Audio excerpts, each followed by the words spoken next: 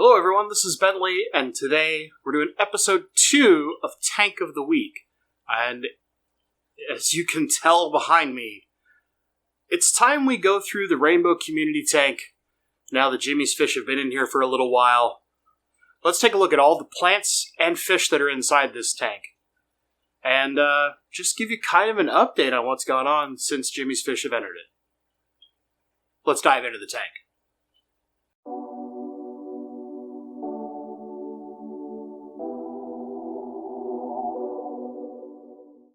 A short break here. It should be obvious by the shirt and the hat. This is a different day. As I was editing this video, I realized there's something that would be much better said in person rather than like a small annotation on the screen, which is what I originally intended to do. You are going to see some fish that are a little sick. You're going to see some little damage on the side of the body, some stuff like that. I recently added a lot of rainbows, as you guys well know. That can cause certain stressors, which can make your immune system for fish a little weaker and thus become susceptible to bacteria and things like that. Don't worry, I'm well aware, and I'm medicating. I've gone through the med trio already, so that's erythromycin, Gencure, and I didn't really need to do ICX because there's nothing proper for ICX, but I did do a single dose anyway, just to be safe. I've now moved on to antibiotics that affect gram-negative bacteria, so erythromycin does not do that. There's other ones like neomycin, kanamycin, several others like that. One of the more common ones that people will use is metronidazole, which is Metro. I've moved on to those. I think it's really important that we as fish keepers, especially on YouTube, admit when we have problems going on. You never want to be that person who hides everything, or more importantly, makes it seem like you never have a problem when you do, because it's important as a lesson to teach other people when you struggle and how you're handling it, because that lesson might help save someone else's fish.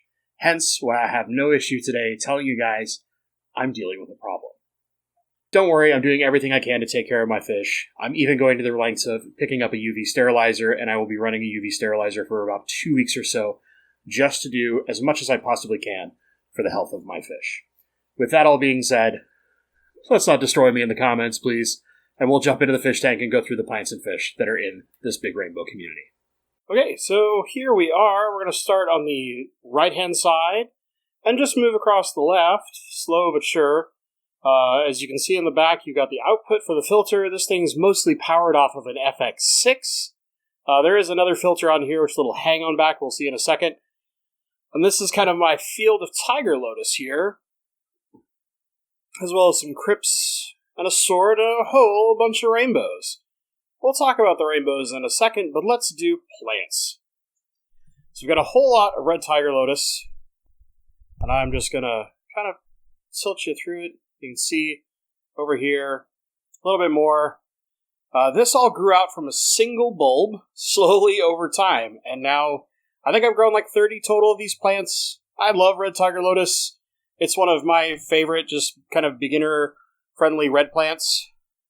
And down in here, this is an older that's having a little trouble because it got shaded out, and a very small baby right beside it, Haughty Red Pearl Sword. So these propagate by a runner, kind of like some of the other really rare swords. Brand new leaves are very red and then slowly turn green over time. This is a pretty cool sword. It's kind of hard to find at times. It does okay without CO2, but it looks way better with CO2. Move over. Got 2 different crypts, so you just have some generic Wendetii. And then behind it, that much larger leaf. I'm trying to get my camera to focus on it. There we go. A little better. Is some Aphinus. So there's a lot. If we kind of pull back a little bit, you'll see there's quite a lot of crypts along the front here. And only 2 Aphinus. So there's the one Aphinus over here. And then as we cruise this way, fish, there's one Aphinus back that way. Now the camera's naturally going to focus mostly on the fish.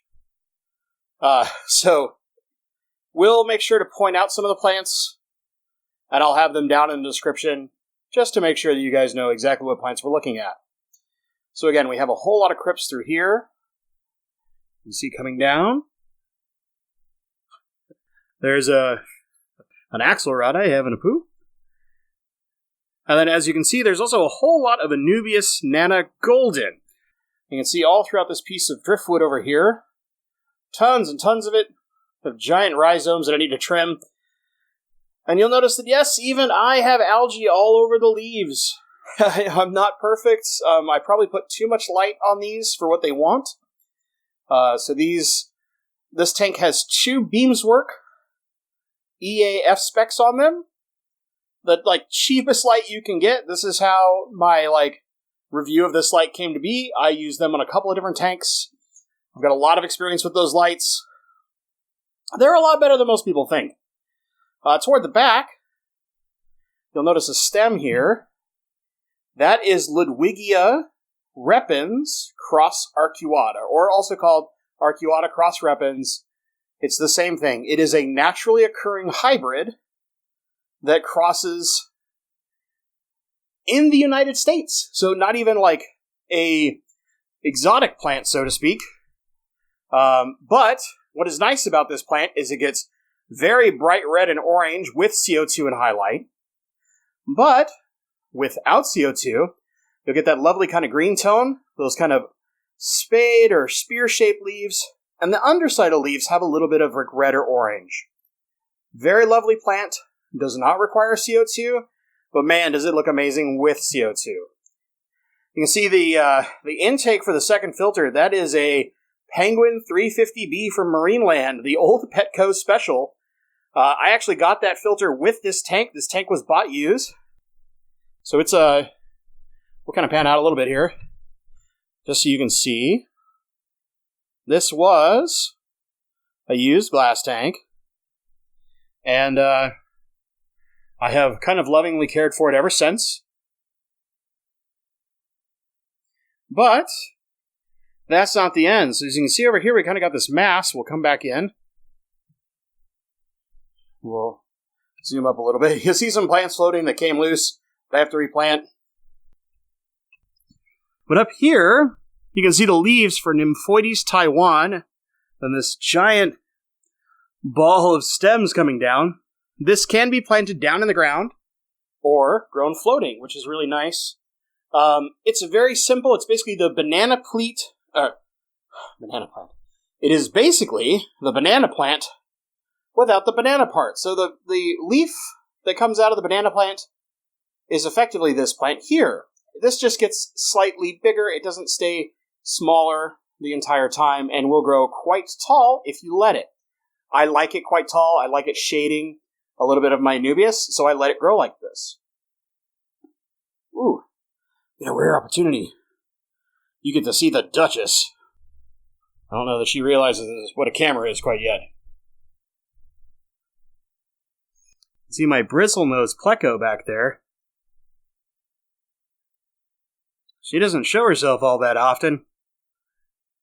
Kind of cool to catch her. So, let's get back to plants.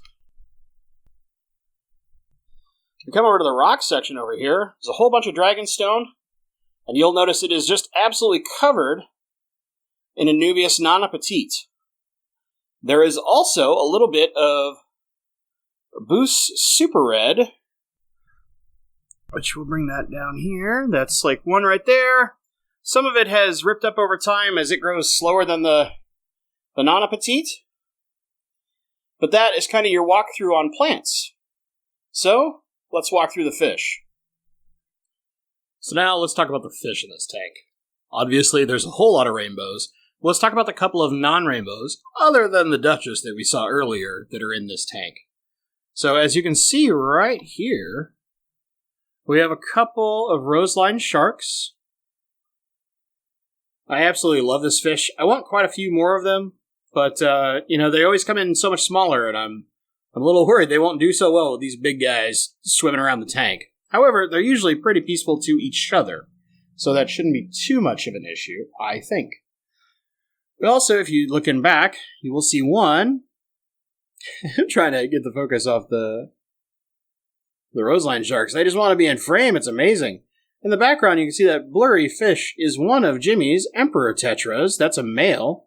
So we can get focused on him. He's absolutely stunning when you look at him. But camera autofocus doesn't want to work with us right now. Then you can see one of the reticulated SAEs. So those are the ones that are all silver, little black dot. I have quite a few of those in this tank. There's the light I've been waiting for. Let's turn that back on and go back to this. Okay, we've got the light back on. It's actually kind of like nighttime for these guys, but let's keep going. So there's several different rainbows. Up front, we got to get this guy. This is a male Goldii Dakai. I'm going to kind of track with him for a second. He is just a stunner, even when he's being shy. You can see a female Bosemani that I have that's kind of beat up. And this might be one of my other favorite fish now. This is a big male Doridii. So that's Glossolepis Doritii, or Doridii, depending on how you want to pronounce it. That came from Jimmy. And right beside him is his favorite guy to spar with, this big, beautiful male Bosemani, also one of Jimmy's fish. He's just gorgeous, and these two spar all day, and it's such a blast to watch, especially when they get beside each other and flare their fins. So let's talk some other fish in here. There's a few turquoise rainbows, like this one up here. This little guy. And here's one of the slightly bigger ones here. We have some other Bosemani in here, both male and female. Here's one of the other males. And we'll just track around. We've got this female who's a little hurt. Then there's this female in the back who's swimming around. There's a female Goiter River rainbow right beside her. And then here is another Goiter River rainbow. Over this way, we'll kind of come down. Here's one of the best Axelrodi in here. So Herbert Axelrodi, or the yellow rainbow fish. This guy is just gorgeous. Again, these came from Jimmy for the Axelrodi. This beautiful Doridii. And this absolutely stunner of a Bosemani right here. Those are all of Jimmy's fish that joined my colony. A lot of my colony were older fish. I've lost some recently. But it's nice to have new fish in here. You can see a couple of red rainbow fish, or the Irian rainbow. That's Glossolepis incisus. And back behind that are a couple more shy fish just kind of chilling, doing their thing. We've got this big Australian rainbow male here, he's banged up one of his fins. I got to figure out what's going on with him and get him taken care of. Probably just need to dose a little salt in the tank to make him feel better. And my oldest Bosemani male, who was when I got my original set of adult rainbows from Aquarium Co-op, which I'll link to a video that has that kind of story. He's seen better days. He's kind of getting toward the end, I think, which is unfortunate. But I wasn't really sure how old he was when I first got him, and he's been here for, I think, 3 years now. You can actually see these two lazy guys. Got two of the... There's that Emperor, etc. That's one of the females. Even the female looks really good. Try to get the camera to focus on her. Come on. Alright, don't. Focus on the big fish. I see how it is. For the most part, that is our stocking. It's really simple in this tank. There used to be a lot of other stuff. Sorry, I'm moving two things at once here. But that is kind of your tank of the week. Just a whole horde of rainbows in a community. Little bit of tetra in here. One big bristle nose. And a few Siamese algae eaters, as well as a couple of roseline sharks. Actually, I want to try and get a good shot of one of the biggest male of those tetras, because he hangs out over here all the time, and he's just stunning. You can also see there's my big SAE is hiding back here too. Wants to focus on plants. Doesn't want to focus on him, which is unfortunate, because he likes to hide. He'll sit back there in the red tiger lotus and chase the females around, trying to spawn with them. So, who knows, maybe I'll get some babies in here. It'll be hard for them to survive with all the rainbows, because they'll be too small, and rainbows will just think they're a snack. But, who knows? We had some spawn, I think, in Jimmy's tank, so they could potentially spawn in here too. I'm going to get this guy while I can. You see this kind of gold fish right here. I'm going to track him a little. Come up to me, buddy. There you go. See this? That is a hybrid rainbow. Do you see how boring that fish looks compared to every other fish in this tank? That's why we always preach, us crazy rainbow people, don't hybridize your rainbows. They lose all their color and stop looking as good as they can. So that's kind of the basics. There's your tank of the week. Let me just kind of pan you across here so you can see everything in its glory, so to speak.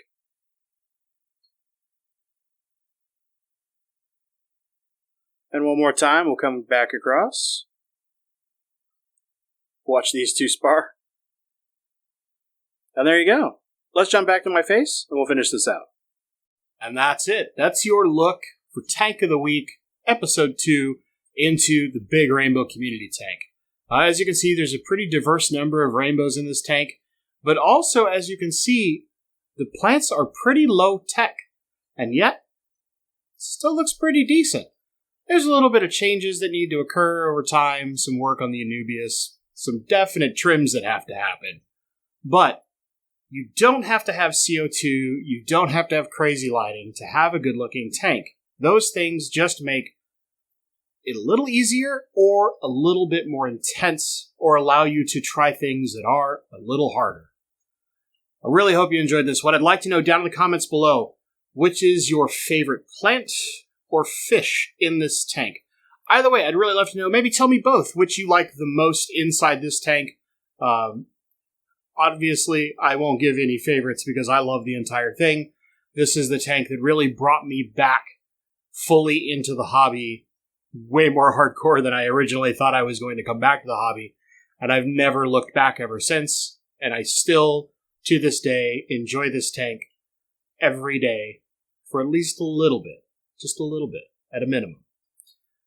So, for those of you who, maybe this is your first time watching, if you like content like this, I do a new tank every single week. I have quite a few tanks to walk through, so there's always something new to check out. And then every Saturday, there's always a new video on a different topic, whether that's Plants for Profit, some of my how-to series, reviews on products, or some of the bigger kind of fun stuff, like if I go to a convention, interviewing people there, or if I'm doing a collab with some of the other people. You know, these are all the kind of more occasional things, but when they happen, those videos are on Saturday. So you get 2 videos a week.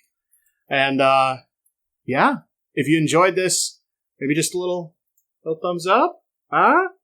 Please? If you didn't, maybe you can't stand rainbow fish, you hate planted tanks, you only like to see flower horns in bare-bottom tanks, hit that thumbs down button twice to let me know just how much you hated this.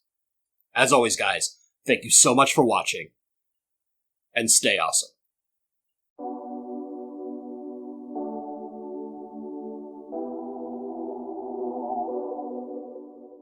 I actually forgot one plant. I just realized that. Let's talk about the last plant I forgot. Up there in the left corner, you will see some floating water wisteria. I keep this stuff pretty constantly. It's one of my favorite beginner plants. And in here, when it grows out, it provides good shade for all this non-appetit. After I harvest it, not so much, and then I deal with algae on all the Anubias. So, let's talk about fish. We're going to start with kind of the unsung hero in this tank. The light.